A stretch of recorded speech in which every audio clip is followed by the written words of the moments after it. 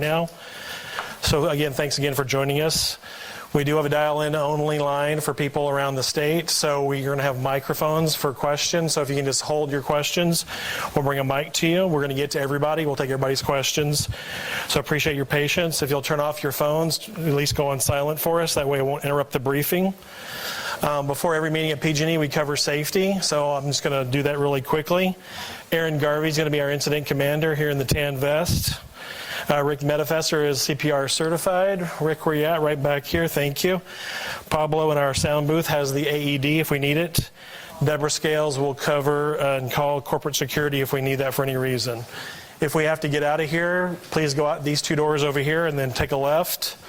We'll proceed to Bechtel Plaza across Beale Street as our rally point. If that's not safe, we will go down the market to the Embarcadero Plaza and wait there. We're in earthquake country, and we've had a few lately, so have a heads up and be sure to duck, cover, and hold, especially the people sitting here under these lights. And if we have an active shooter situation, we're going to get out, hide out, and take out. Tonight, we envision our briefing going about 30 minutes.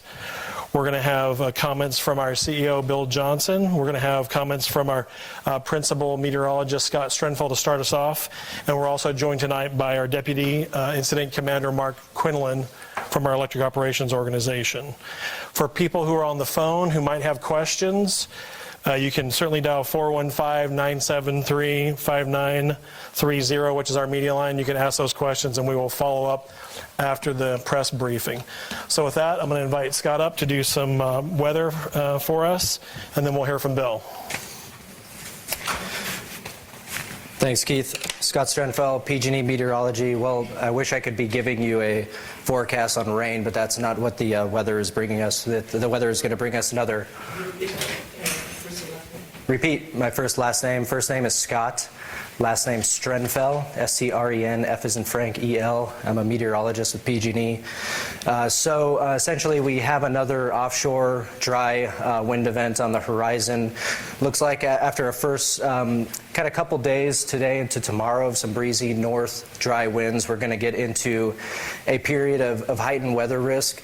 Essentially, late Wednesday, the 23rd, into Thursday, the 24th, we are expecting a period of gusty, dry, offshore winds, a typical Diablo wind event to develop across northern California yet again. This time, we're a little bit later on in the season, so fuels are expected to be as dry, if not drier, than the event we just went through on October 9th through 11th.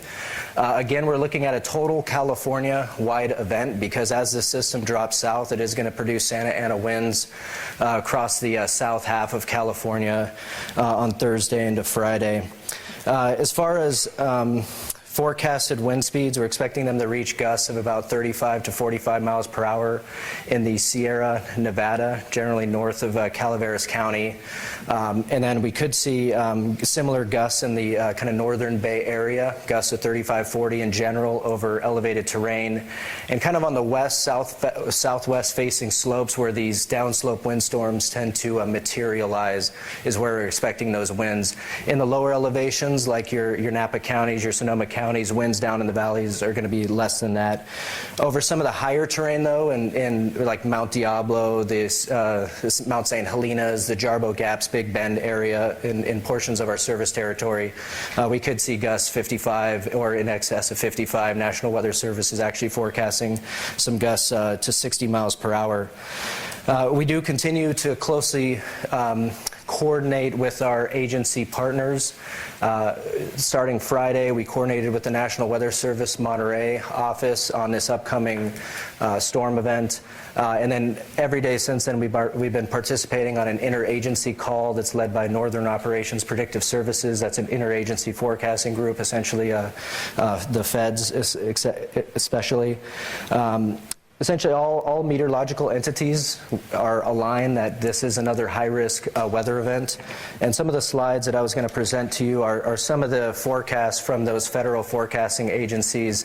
So the slide on to my right shows the Northern Operations Predictive Services forecast, and they're showing a high risk for wind for vast portions of Northern California that encapsulate about 1.4 million of our PG&E customers. This time period is still expected to be Wednesday into Thursday, kind of the same time period that we're looking at for dry and gusty winds.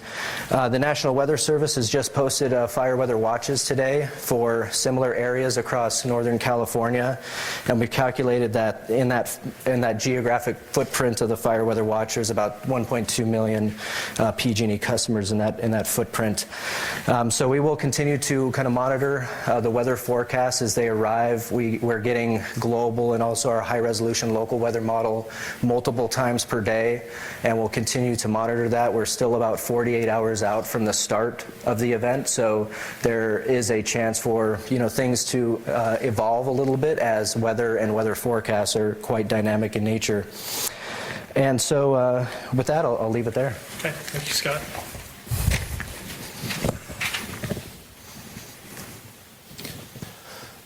Good evening, everyone. Thanks for being here. I'm Bill Johnson, pardon me, the President and CEO of PG&E.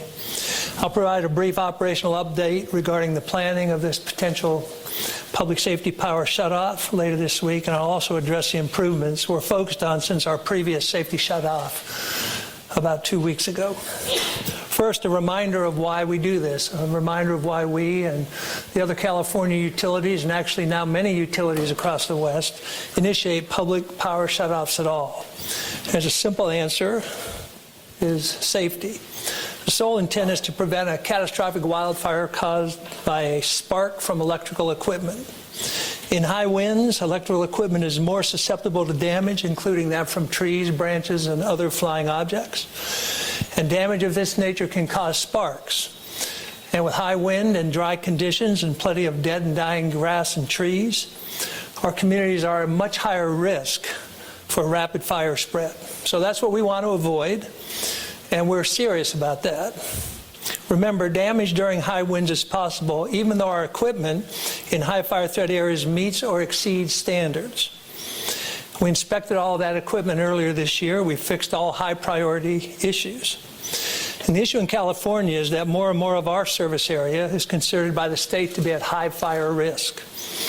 In fact, 3 times more of our service area is at high risk of fire than was the case 7 years ago. About 15% in 2012, more than 50% today.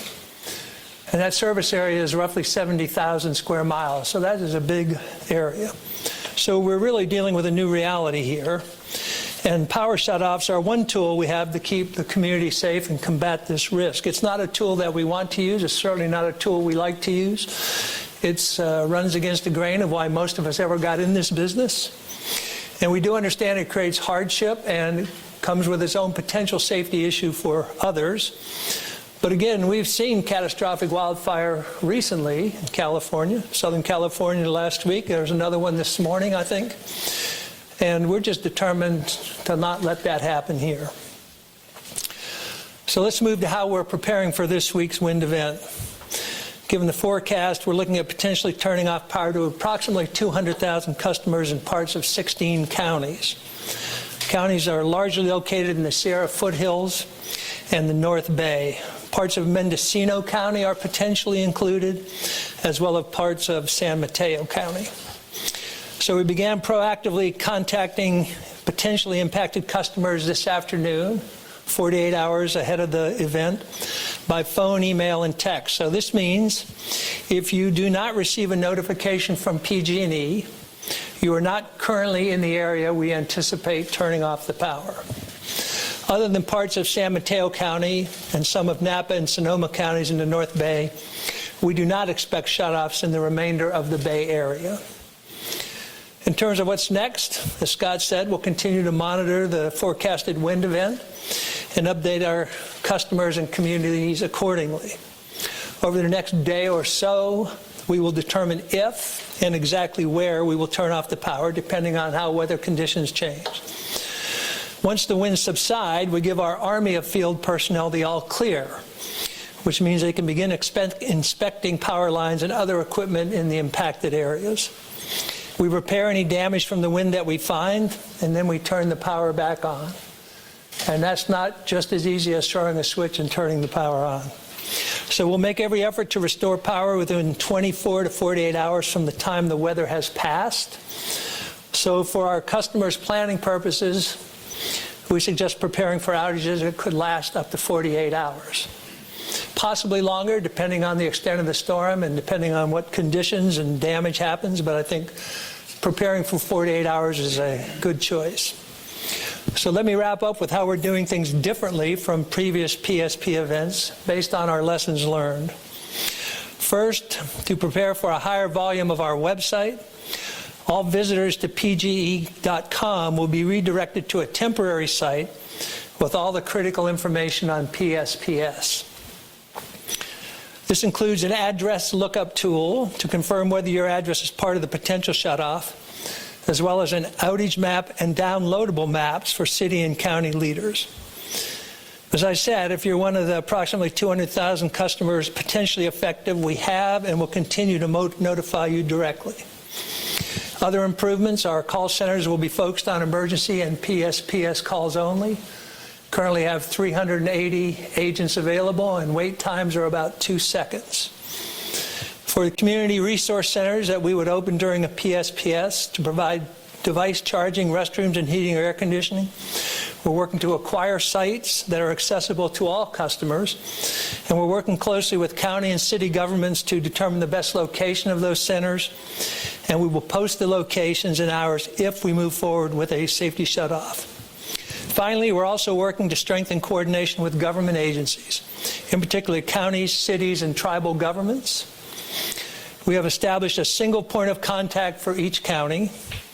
We have a dedicated agency helpline monitored 24/7 for special requests from counties and tribes. And we're offering each county a remote or on-site mapping specialist to provide more real-time information and technical support. And all of this is done with customers and community safety front of mind. Now, we don't want to turn off the power, but if we have to do so, we want to help people stay safe during the shutoff. We want to keep them informed, and we want to turn the power back on as quickly as we can and as safely as we can. Those are our commitments to our customers and the public, and with that, we'll be glad to take your questions. I'm going to invite Mark up, our Deputy Incident Commander. I'll have Scott up here also. So we have microphones, we have mic runners that'll come to you. So who has a question here? Sorry, what's the new information? Hold on for 1 second. Scott Lettieri, KCBS Radio. What's the new information from earlier today? You've said that there were going to be 200,000 customers, and you announced where they potentially were going to be the shutoffs. So what's new about that you just announced? We're still at about 200,000 customers in 16 counties. We're monitoring that. We will scope that down as much as we can. But on that count, we're about in the same place. 16 or 16 counties. 16 total. We added one county, which is Alpine County, with about 200 customers. So that's an update. Kate? Yeah, hi, Kate Larsen with ABC7. Last time we spoke, Bill, you told me that I could ask you again the next time we were here, and here we are, about what more you're doing to help the communities. I just got off the phone with Dr. Karen Refusio with the Napa County Health Department, and she would like to know, since your list, your medical database, is about a fraction of the federal database for folks who need power for medical equipment, that your list is much smaller than theirs.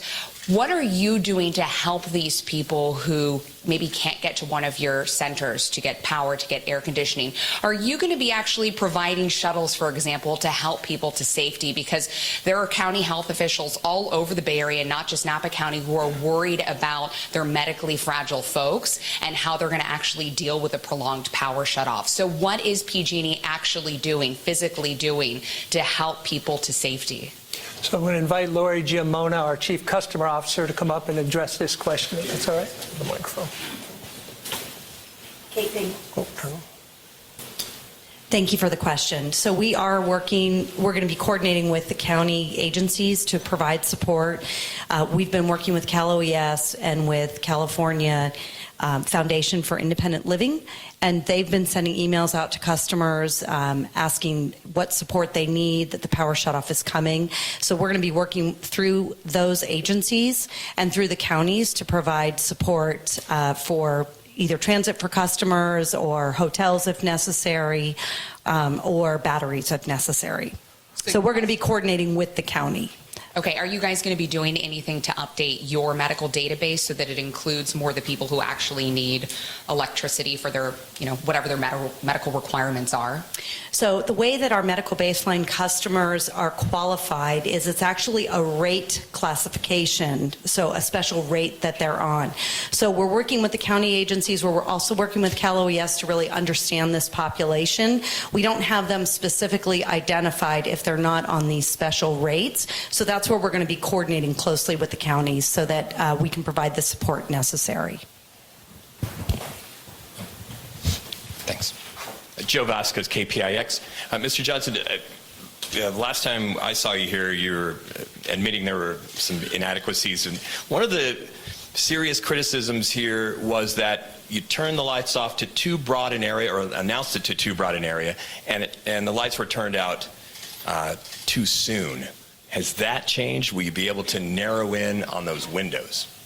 So since you asked me that question last time we were together, I went back and looked very hard at did we turn out the power in too broad an area. And I have to say we got that right. If you look at where the damage occurred on the system, it's exactly in the areas where we turned off the power. So I think it was a big scope. It was a large event. The original weather forecast said 3 million customers. National Weather Forecast, 1.5 million. We got it down under 750,000. So I think the scope was right. Now, we might have turned it off a little quicker than we needed to. And I was just talking to our man here, Mr. Quinlan. We are going to be as surgical as we can and turn it off as quick to the event as we can. But the scope, I think, was correct. Gene? Jean Ellie with NBC Bay Area News. The areas that were damaged where you turned off the power, have you been able to determine if those areas were trimmed, if they were areas that you've already addressed with trees? A lot of them were. We haven't been all the way through that, but a lot of those pictures we showed were areas where we were full compliance with vegetation management. And we'll be including that in our 10-day report 10-day when that's report. submitted to the CPUC. Does that mean you need to clear further away from lines? There are rules and regulations that limit how far you can trim away from lines. And so we're now aggressively trimming, but historically there have been pretty stringent limitations on that. We'll go in the back here. Just wait 1 second. Oh. So, Bill, you've been talking about improving communication, and that's your big failure. And by looking at your website and the communication from your communications people, it seems like that failure has continued all day long. At 11:30 this morning, you said it would be 209,000 people. So that means that you had clarified to yourselves what parts of each county would be off, because you got to that number. And yet you waited 5 hours before you gave specific cities and you released that to the news media. Why the 5-hour wait? Plus, on your website as of an hour ago, you still have Marin County on the list from a 9 o'clock news release, and Marin County was taken off the list at 11:30.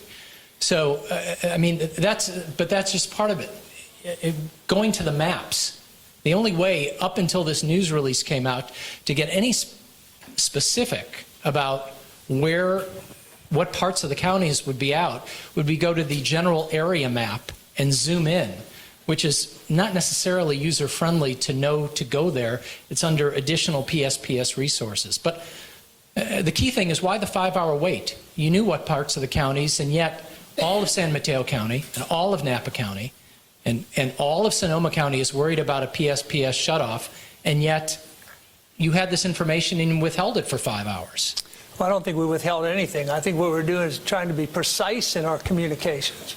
You know, actually the number now is down to 201,000, right? So it gets more precise by the hour. We have a protocol that says 48 hours before the event, we're going to notify officially.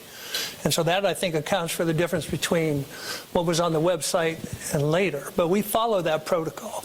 And as to the condition of the maps, we're putting up the best information we have on those maps. So maybe when we get in the off-season, we can do more with better maps. But where we are now is we're putting up the best information we have. Well, with 209,000, you knew which parts of the county, and you still waited 5 hours to release that information. Is that what we can come to expect? I think you can come to expect when we know specifically, and we have a protocol that says 72, 48, whatever that hour is, that's when we're going to announce it officially. And so we knew we had much more granular information about specifically where when we made the announcement. Next announcement, we'll have more granular information. This is just the nature of dealing with a weather event, and the closer it gets, the more precise you can be. Also, as a follow-on on that, we are committed to working closely with cities and counties and letting them know, so they're not the first ones to find out when we put out a news release. So part of that communications cadence is working with those cities and counties during that time period you're talking about, so that we can come in here, share these numbers with you, and they're well informed also. Tom? Two things. First of all, when you were at your CPUC hearing, you talked about vegetation management and hardening of the system, as if these were things that could easily be done. These are enormous tasks that probably take years and God knows how much money. Why would you even list something like that when, in fact, getting the website's a problem? It almost makes it sound like, well, we're just going to promise them everything, and we hope nobody catches that. I mean, kind of explain why you would even mention that, given the immediacy of this problem that we have for the next 6, 8, 10 weeks. Well, I don't think having a correct website and doing vegetation management are exclusive propositions. I think we should be able to do both. We have engaged in a massive program this year of inspection and repair of the facilities and vegetation management, tree trimming. We currently have 4,500 tree people out there every day cutting trees. These are important things that minimize risk. But the risk that you see from these windstorms, you can trim 50 feet off the right-of-way, things will still blow into the lines. We have examples of that many times. So these things are important risk reduction tools. They do not in the immediate term reduce PSPS need. That is much more a weather rather than a physical condition thing. My other question is something that seems very doable, and it wasn't mentioned much before, and that is that infrared instruments used properly can be used at night to look at the lines and look at the towers and all of that stuff. And they're very expensive, but there are many agencies within state fire and law enforcement, as well as the National Guard, that have tons of these things. Are you really going to try, if you do have to cut power, to get some of those things out so you can shorten these restoration periods, which tend to be the thing that angers people the most? Yes. In fact, in this event, we have been looking at the use of infrared so we can work at night.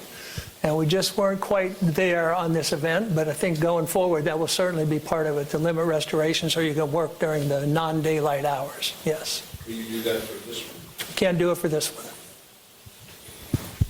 Joe. Mr. Johnson, the governor, the head of CPUC, said this last power shutdown was unacceptable. If I'm hearing you right, you said there were problems, but it's going to go on, and you even said in front of that meeting that this is going to go on for another decade.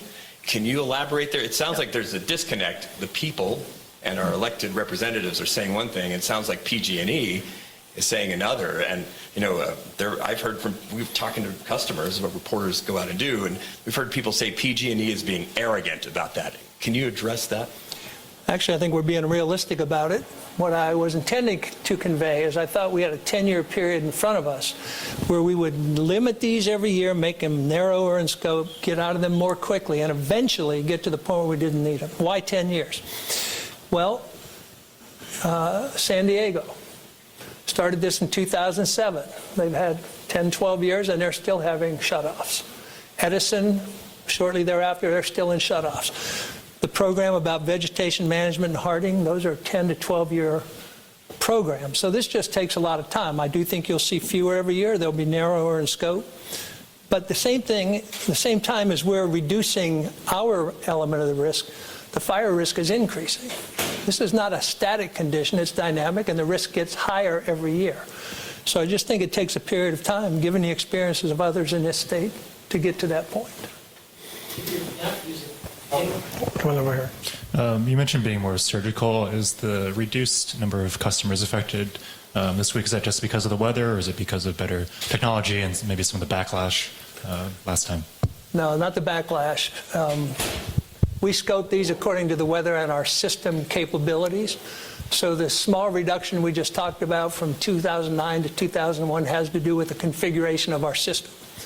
Obviously, over the next day or so, the weather will influence the number, and we will make it as tight as we can. if you can't use infrared now, how can you hope to reduce the restoration time? Are you adding more people to do the restoration? Are you starting sooner? I mean, it's the infrared which would allow you go later hours. And so if that's off the map, how can you promise quicker? Well, compared to the last event, this is a smaller physical scope. We will again have about 6,300 people and 40-some aircraft at our use. And I just think we're getting a little practice at this. I'm not happy about that, but we have learned lessons every time we've done the restoration. So I just think we've gotten to the point. Plus, during the summer, we practiced this. We tabletopped it, we dry ran it in every one of these op centers. I just think we're able to keep bringing that restoration time in. I'm just actually hoping for more logistical clarity on, now that we're 48 hours out, are you for sure turning off power? And is it to all of the 16 counties and the towns that you guys had in the slides and that you've sent out to us? You know, what can we tell our viewers? Because that was part of the problem last time, is folks wanted more specific information on the time and the locations. So we have not decided to shut off power. And will not make that decision until tomorrow after midday, sometime in that time frame. We will do another meteorology run or two, and we will make a decision sometime early afternoon tomorrow.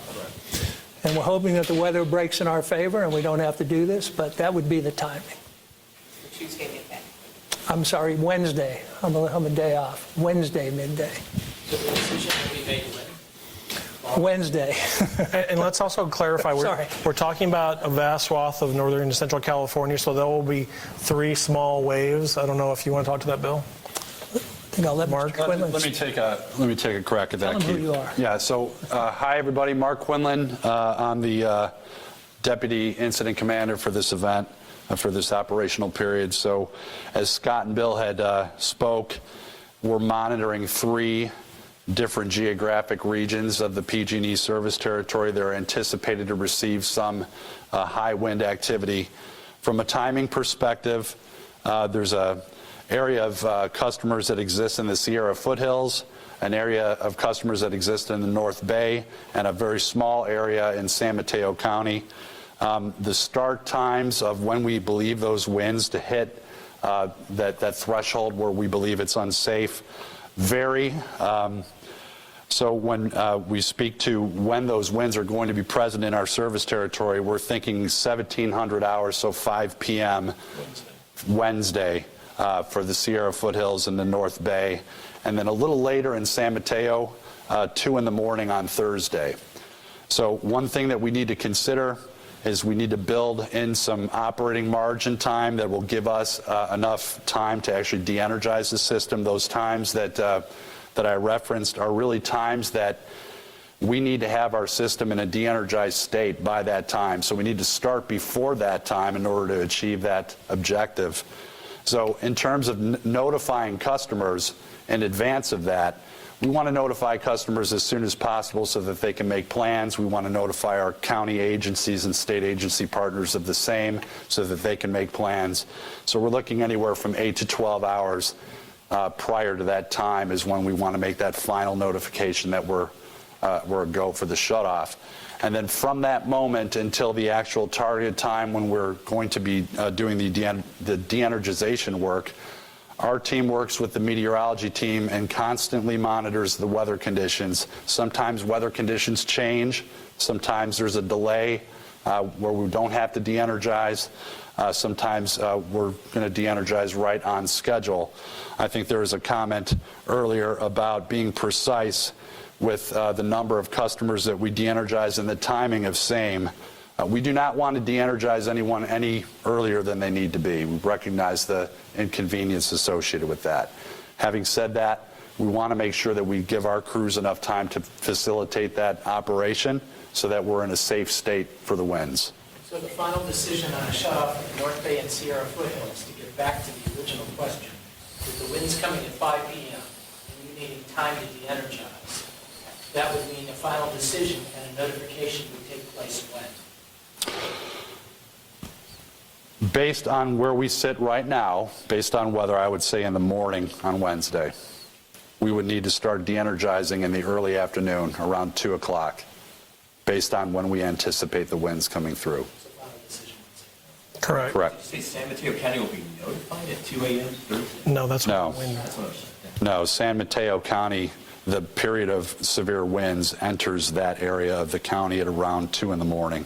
It's a small scope, so we believe that we could start de-energizing around 1 in the morning.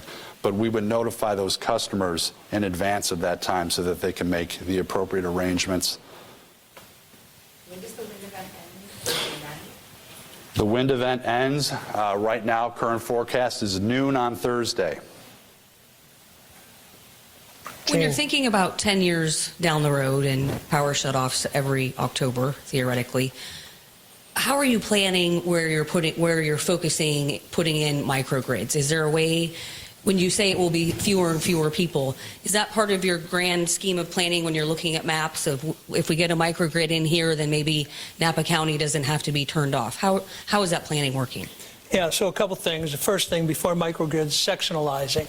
In other words, making our transmission system operable in smaller lengths so we can, loop around it. Greater precision with meteorology and predictive tools, more weather cameras, all those things, so you have awareness of what's happening will be greater.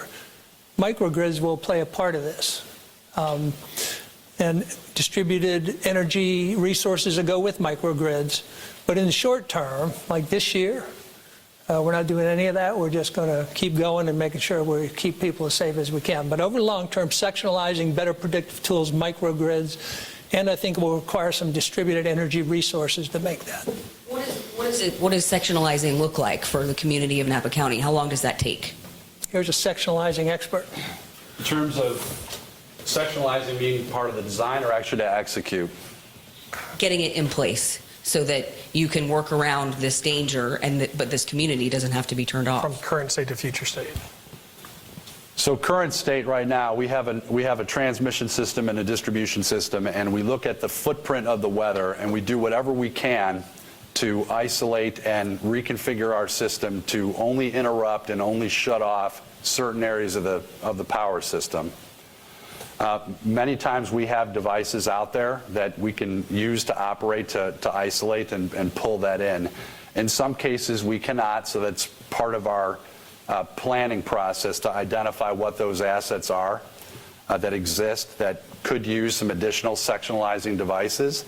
And then our plan is to go out and build that and obtain clearances for those lines, take that equipment out of service on a planned basis, install the new sectionalization equipment, update all of our records, and then that's in place for the next year's fire season. That's an ongoing effort.